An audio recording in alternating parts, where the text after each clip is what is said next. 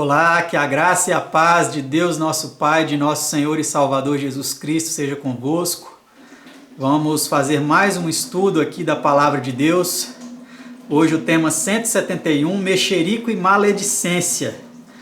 Antes de iniciarmos, convido você que se ajoelhe para falarmos com Deus.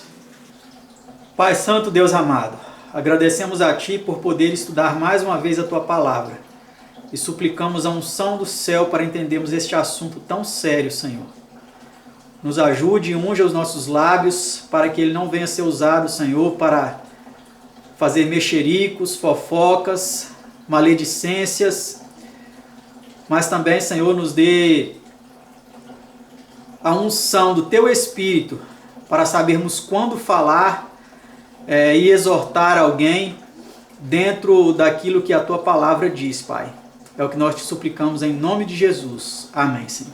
Então vamos lá para mais um estudo, assim como o estudo anterior, o estudo 170 sobre julgar. Esse estudo fala um pouco mais ou menos nessa mesma linha, mas aqui um pouco agora mais especificamente sobre o que a Bíblia diz sobre a maledicência, sobre o mexerico, a fofoca e os problemas relacionados a isso, né? Mas como nós também podemos diferenciar isso do fato de algumas vezes percebermos que a Bíblia também fala de algumas pessoas, de seus pecados, né? Estaria a Bíblia fazendo fofoca? Vamos aí então ver como nós podemos conciliar essas situações aí dentro da palavra de Deus. A pergunta de número 1. Que proíbe o 9º mandamento? Não dirás falso testemunho contra o teu próximo. Êxodo 20:16. O objetivo evidente deste mandamento é resguardar os direitos, os interesses e a reputação de nosso próximo, cuidando cada qual de sua conversação e limitando as palavras ao que é estritamente verdadeiro. Eu não concordo 100% com essa nota aqui, porque na realidade o objetivo desse mandamento não é resguardar a reputação do próximo, mas a verdade. Se existe um falso testemunho, existe um testemunho verdadeiro, mesmo que isso implique em uma condenação de alguém. Então, em uma questão judicial, se você der um falso testemunho sobre uma pessoa, ou seja, falar sobre ela aquilo que não condiz com a realidade, você está dando um falso testemunho. Mas se você der um testemunho verdadeiro e aquela pessoa for condenada, for realmente um réu digno de condenação, você deu um testemunho verdadeiro, você falou a verdade. Mesmo que nessa verdade exista algo que denuncia a reputação dessa pessoa. Então, esse é o verdadeiro significado desse mandamento. Tá? Pergunta 2. Que instrução deu João Batista aos soldados que lhe pediram conselho? E ele lhes disse: a ninguém trateis mal, nem defraudeis, e contentai-vos com o vosso soldo. Lucas 3,14. Eu não vou aqui poder explicar muito cada verso, porque senão nós vamos tomar muito tempo, são 20 perguntas e respostas, tá? Pergunta 3. Qual é uma das provas do homem perfeito? Se alguém não tropeça em palavra, o tal varão é perfeito e poderoso para também refrear todo o corpo. Tiago 3, verso 2. Então, o tropeço na palavra é uma das coisas mais difíceis, né, de serem dominadas, tanto que aqueles que são considerados aí como que não tropeçam em palavras são perfeitos. Pergunta 4. Os mudos talvez seria uma classe de pessoas aí que tem mais probabilidade de serem perfeitos, né? Porque eles não falam, eles só se comunicam por gestos. Então, é algo realmente sério. Pergunta 4. Como ensinou Cristo a importância de cuidarmos de nossas palavras? Vamos ver o que Jesus disse. Mas eu vos digo que de toda palavra ociosa que os homens disserem, hão de dar conta no dia do juízo. Porque por tuas palavras serás justificado e por tuas palavras serás condenado. Mateus 12, 36 e 37. Quando os policiais americanos até leem os direitos, né, daqueles que eles prendem, eles dizem: toda palavra que você disser poderá ser usada contra você no tribunal. Né? O mesmo vai acontecer conosco. Toda palavra que nós falamos vai ser usada contra nós no juízo. Pergunta 5. De quem são conhecidas todas as nossas palavras? sem que haja uma palavra na minha língua, eis que, ó Senhor, tudo conheces. Salmo 139, verso 4. Então, antes de nós falarmos, Deus já sabe, né, o que vai sair da nossa boca. Pergunta 6. De que são as palavras um indício? Do que há em abundância no coração, disso fala a boca. Mateus 12, 34. Né? Em outra tradução diz, a boca fala do que o coração está cheio. Então, nós precisamos realmente cuidar, guardar o nosso coração. Essa é a fonte, a raiz, porque naturalmente vai sair na nossa boca aquilo que está cheio no nosso coração. Então, se nosso coração está cheio de mundanismo, vai sair só mundanismo. Se nosso coração está cheio de promiscuidade, da nossa boca vai sair só promiscuidade, palavrões, xingamentos. Mas se o nosso coração está sendo alimentado com a palavra de Deus, da nossa boca vai sair a palavra de Deus. Quando fala coração aqui, dá a ideia também de mente, né? De a razão. Pergunta 7. Que procedimento é condenado pelas Escrituras? Qual é um dos procedimentos, né? Que as Escrituras condenam vários procedimentos. Mas vamos ver qual é um deles. Não andarás como mexeriqueiro entre os teus povos, não te porás contra o sangue do teu próximo, eu sou o Senhor. Levítico 19, 16. Então sabe aquela pessoa que gosta de fofoca, gosta de ficar falando de um aqui, de outro ali, ou de uma pessoa, falando mal de uma pessoa para várias outras? Pois é, a Bíblia fala que a gente não deve fazer isso. Pergunta 8. Aqui são comparadas as palavras do mexeriqueiro. Os lábios do tolo entram na contenda, e a sua boca brada por açoites. Provérbios 18, verso 6. Ou seja, a língua dele é como um chicote. Né? Tem gente que a língua é como um chicote. Só sabe malhar, falar mal das pessoas, e isso é um pecado terrível. Lá em Provérbios diz também, se não me engano, capítulo 6, que há 6 coisas que Deus odeia, a 7ª sua alma abomina, e a 7ª é aquele que espalha contenda entre irmãos. Então precisamos ficar muito atentos com relação a isso, pois é um pecado muito grave diante de Deus. Pergunta 9. Qual é o seu efeito? O efeito do mexeriqueiro, né? O que encobre a transgressão busca a amizade, mas o que renova a questão separa os maiores amigos. Provérbios 17, verso 9. Então sabe aquela pessoa que não deixa passar nada? Ela faz questão de ficar lançando, jogando na cara tudo. Essa pessoa desfaz amizades, né? E fica renovando as questões. Ah, mas você lembra que você fez aquele dia? Separa os maiores amigos. Pergunta 10. Que aconteceria caso não houvesse mexeriqueiros? Sem lenha o fogo se apaga, e não havendo maldizente cessará a contenda. Provérbios 26, verso 20. Então é um provérbio muito, muito verdadeiro, né? E tem gente que ama colocar lenha na fogueira. Pergunta 11. Entre outras coisas, que receava Paulo encontrar na igreja de Corinto? Porque receio que, quando chegar, vos não ache como eu queria, e eu seja achado de vós como não quereríeis. Que de alguma maneira haja pendências, invejas, iras, porfias, detrações, mexericos, orgulhos, tumultos, segundo Coríntios 12, verso 20. Então Paulo temia encontrar isso na igreja de Corinto quando ele chegasse lá, né? E é muito triste mesmo chegar numa igreja e ficar sabendo de casos de mexericos, de conversas fiadas, de confusões. É realmente muito triste. Pergunta 12. Que resultado trazem a maledicência e males idênticos? Porque toda a lei se cumpre numa só palavra, nesta: amarás ao teu próximo como a ti mesmo.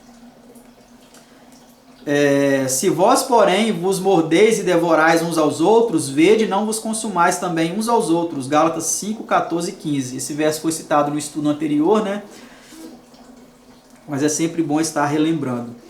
Então, a maledicência e os males semelhantes a isso provocam isso. As pessoas se morderem, se degladiarem, se matarem, se ferirem umas às outras. E isso é realmente muito triste, né, no meio do povo de Deus, porque no mundo não há de se esperar nada de bom, né? Mas no meio do povo de Deus, quando a gente vê isso, realmente é muito triste. Pergunta 13. Como pode ser repreendida a língua maldizente? Vamos ver. O vento norte afugenta a chuva e a face irada a língua fingida. Provérbios 25, verso 23. Então, quando alguém vier falar mal de alguém, a gente precisa cuidar qual que vai ser a expressão da nossa face. Nós vamos rir quando alguém estiver falando mal de outro, ou nós vamos ficar com a face irada, séria, brava.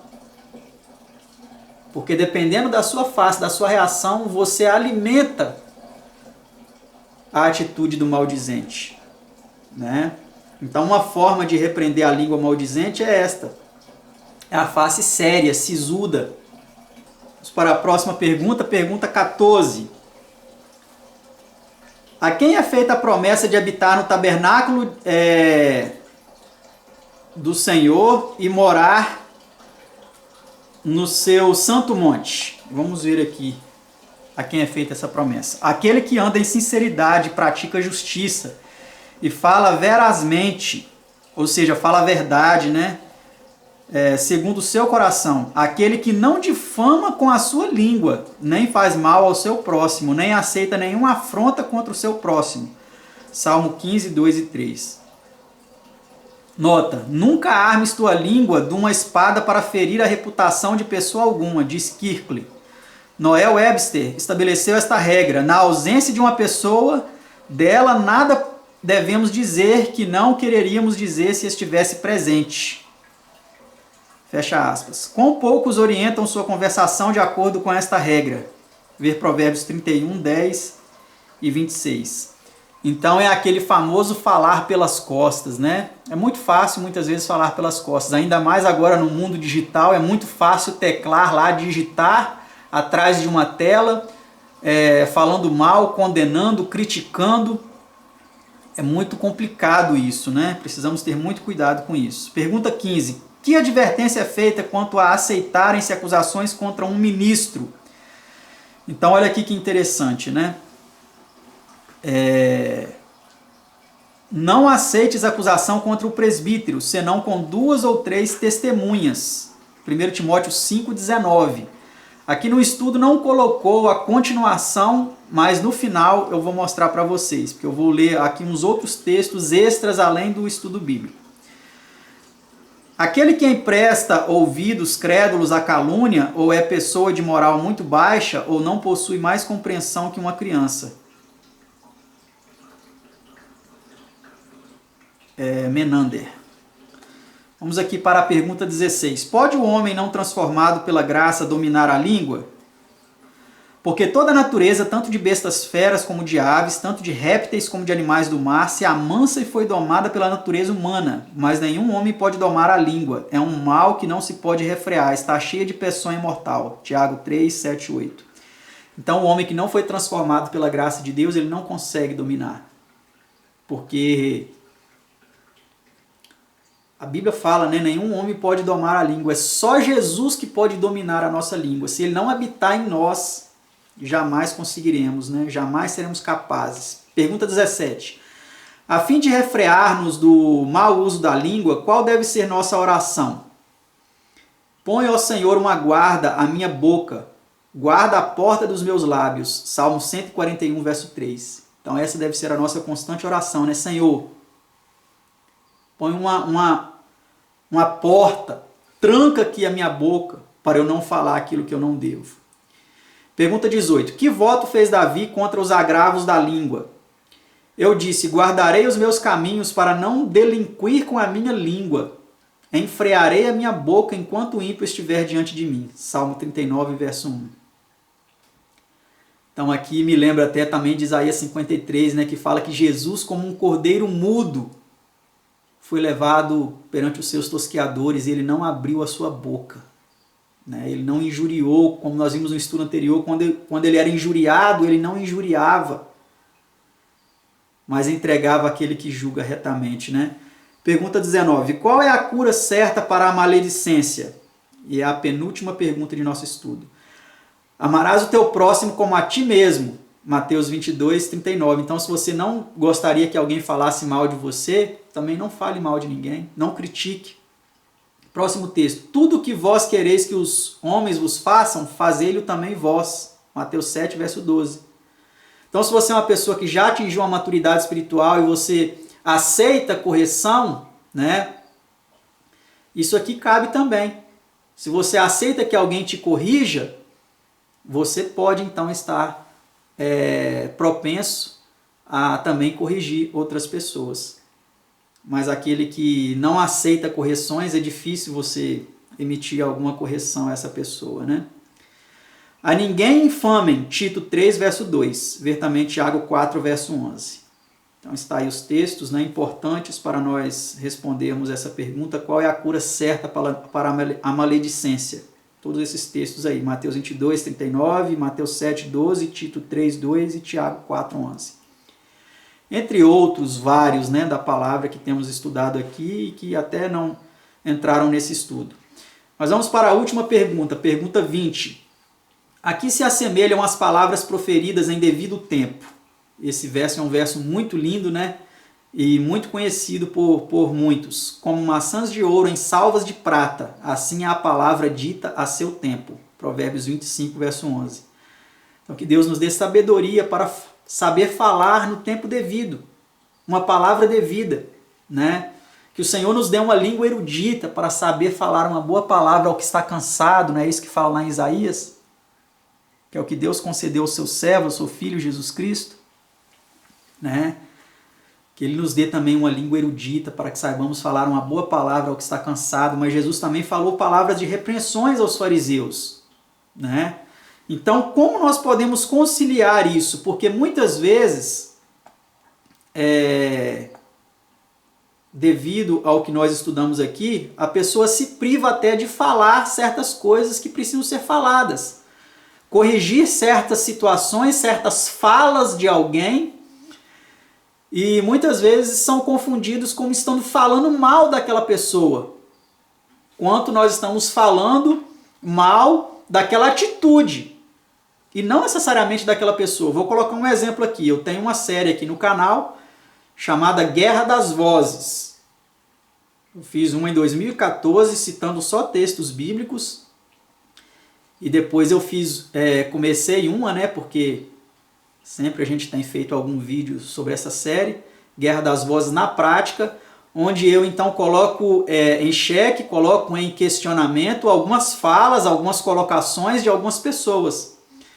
Como nós podemos, de forma madura e fundamentada nas Escrituras, fazer essa análise sem atacar o caráter da pessoa, sem atacar as intenções, sem atacar aí a vida da pessoa, porque a gente não sabe, né?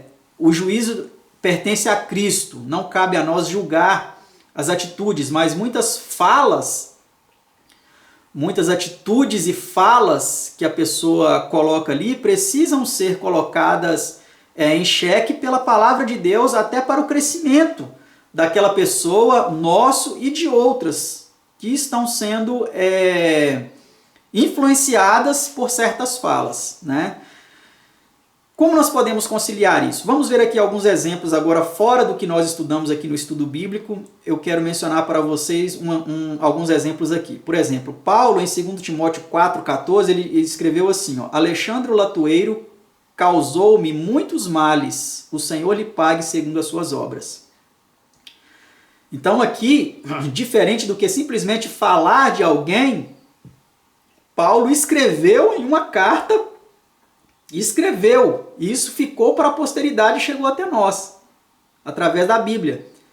Paulo falando aqui de um certo indivíduo chamado Alexandre o Latueiro, dizendo que ele causou muitos males. Paulo não enumera aqui que males, mas será que Paulo estava falando mal desse Alexandre? Será que Alexandre, depois que Paulo falou isso, ele se converteu, se arrependeu dos seus pecados? Né? Não sabemos. Mas o fato é que Paulo ele falou desse Alexandre o Latueiro. Olha outras pessoas que Paulo falou aqui delas.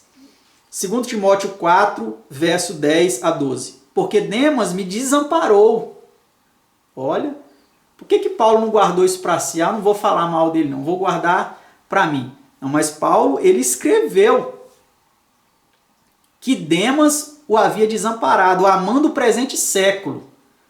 Ele amou esse mundo, esse presente século, e ele me desamparou, me deixou aqui desamparado. E foi para Tessalônica.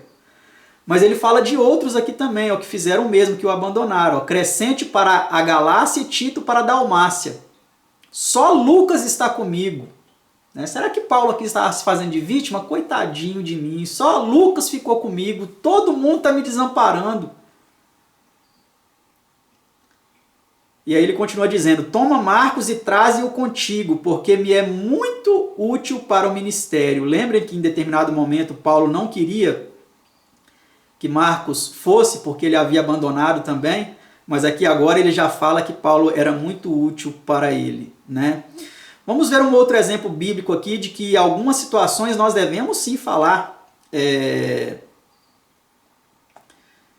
Texto de Tito, capítulo 1, verso 9 a 13, diz assim, retendo firme e a fiel palavra, que é conforme a doutrina, para que seja poderoso, tanto para admoestar com a sã doutrina, olha que a admoestação, como para convencer os contradizentes.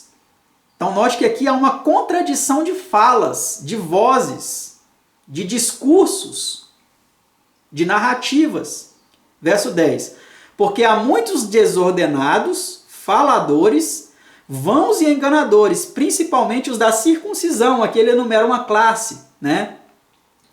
E olha o verso 11 o que ele diz, aos quais convém tapar a boca, homens que transtornam casas inteiras, ensinando que não convém por torpe ganância. Um deles, seu próprio profeta, disse, os cretenses são sempre mentirosos, bestas ruins, ventres preguiçosos. Então aqui ele fala de uma classe, os cretenses, os de Creta, uma ilha que tem lá no Mediterrâneo, né? Ele fala de uma classe específica. Paulo estava falando mal de um povo, de algumas pessoas. Olha que interessante. Este testemunho é verdadeiro, no verso 13 ele diz. Portanto, repreende-os severamente, para que sejam sãos na fé. Seria isso uma maledicência? Seria isso mexerico? Paulo estava fazendo mexerico. E agora, 1 Timóteo 5, verso 19 e 20, que nós lemos só o 19 foi colocado no estudo. Agora eu quero ler com vocês aqui o 19 e o 20. Não aceites acusação contra o presbítero, senão com 2 ou 3 testemunhas. Agora o 20, que não foi citado no estudo. Aos que pecarem, repreende-os na presença de todos, para que também os outros tenham temor. Vocês costumam ver isso acontecendo? Nas igrejas, nos templos, nas religiões. Vocês costumam ver algum pastor que caia em pecado, em adultério ou em qualquer outro pecado grave, ser repreendido na presença de todos para que os outros tenham temor? Então, tudo que nós lemos aqui, que o Senhor trabalhe tudo isso na nossa mente e nos ajude a ser guiados, que os nossos lábios venham ser ungidos para que saibamos o que dizer, como dizer, para que as nossas palavras sejam como maçãs de ouro em salvas de prata. Deus abençoe a cada um de nós e até o próximo estudo, se Deus quiser.